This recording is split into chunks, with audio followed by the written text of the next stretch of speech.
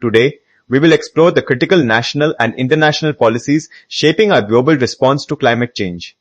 We will delve into the various frameworks and actions countries are taking to address this pressing issue. Today, we will learn about the United Nations Framework Convention on Climate Change. This framework outlines global efforts to combat the pressing challenge of climate change. So, what exactly is the United Nations Framework Convention on Climate Change, or UNFCCC? It is an international treaty established in 1992 at the Rio Earth Summit.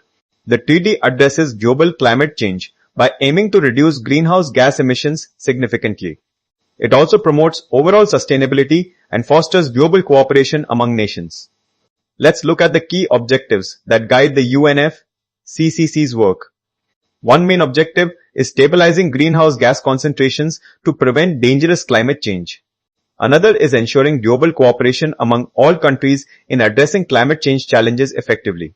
It also promotes sustainable development practices while actively reducing global emissions. Finally, the UNFCCC aims to help developing countries adapt to unavoidable climate impacts. Let us explore the governance structure of the UNFCCC and its key bodies. These are the main bodies overseeing global climate action and policy implementation. First, we have the Conference of the Parties, commonly known as COP. The COP is the supreme decision-making body, meeting annually to discuss climate action progress. Next, we have the subsidiary bodies, which play a crucial supporting role. These bodies provide scientific SBSTA and implementation SBI guidance for climate policies. Lastly, we have the Secretariat, which facilitates the work of the UNFCCC. The Secretariat supports negotiations and facilitates climate reporting from its base in Bonn, Germany. Let's delve into the guiding principles that underpin the UNFCCC. These principles form the ethical and practical foundations for all global climate action. The first principle is common but differentiated responsibilities, often referred to as CBDR. This means developed nations lead in emission reduction, while developing nations receive necessary support. The second important principle is the polluter pays principle, guiding financial contributions. Countries with higher historical emissions are expected to contribute more to global climate action. Our third principle is sustainable development, aiming for balanced progress. This ensures that climate policies do not hinder economic growth in poorer nations. Finally, we have the precautionary principle, emphasizing proactive measures. Action is taken even without full scientific certainty to prevent potential environmental damage. We will now examine the major climate agreements developed under the UNFCCC. These agreements represent significant milestones in international climate policy and cooperation. First, let's consider the Kyoto Protocol, which was established in 1997. This was the first legally binding international agreement for reducing greenhouse gas emissions.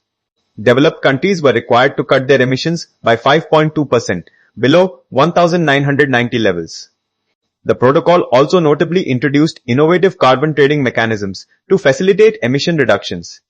Then came the Paris Agreement, a landmark accord adopted in 2015. This agreement replaced Kyoto with a more flexible and globally inclusive approach to climate action. It aims to limit global warming below 2 degrees Celsius, preferably to 1.5 degrees Celsius. Under this agreement, all countries submit their own nationally determined contributions towards emission reduction.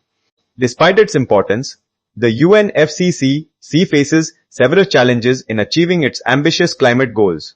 One challenge is the slow progress in meeting ambitious emission reduction targets set by nations. There's also a noticeable lack of strict enforcement mechanisms for countries that do not comply.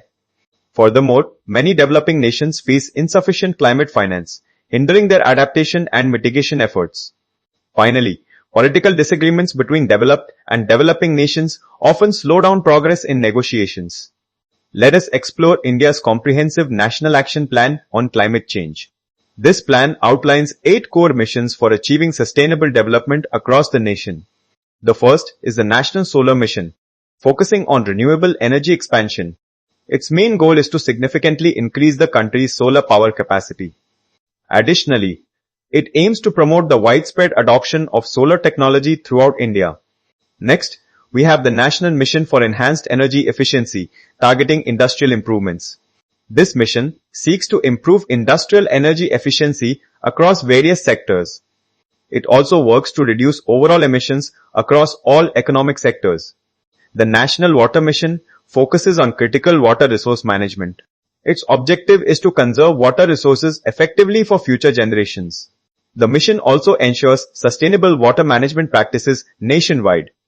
The Green India Mission aims to enhance the country's natural carbon sinks. This mission works to expand India's forest cover significantly. It also focuses on restoring degraded ecosystems to their natural state. The National Mission on Sustainable Habitat promotes environmentally friendly urban living. This mission aims to improve energy efficiency in buildings and infrastructure. It also promotes sustainable urban planning and effective waste management. The National Mission for Sustainable Agriculture addresses climate impacts on farming. Its goal is to promote climate-resilient agriculture practices across the country. It also seeks to enhance efficient water use in farming systems. The National Mission on Strategic Knowledge for Climate Change focuses on research. This mission aims to improve climate research and national capacity building. It also facilitates knowledge sharing and collaboration on climate science. Finally, the National Mission for Sustaining the Himalayan Ecosystem is vital. This mission works to protect biodiversity and crucial water sources in the region. It also aims to safeguard the livelihoods of communities living in the Himalayas. India's framework extends to developing state action plans on climate change, or SAPCCS. The National Action Plan on Climate Change, or NAPCC, provides the overarching framework. Under this, states identify their specific local climate risks and unique adaptation needs. Then, each state develops its own SAPCC to address these identified regional challenges. Finally, these plans are implemented and integrated into various state development programs. Let's consider the crucial role of the government in climate governance. Governments create and enforce essential climate policies and regulations to guide national action. They promote renewable energy adoption through various subsidies and financial incentives. Governments also allocate climate finance and encourage green investments for sustainable development. Furthermore, they develop robust disaster management and climate adaptation strategies for communities. Finally, governments actively engage in global climate diplomacy and international agreements.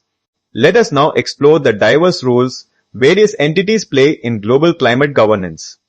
Our collective efforts are essential for collaborating towards a truly sustainable future for everyone. First, we have non-governmental organizations, often referred to as NGOs, which are vital players.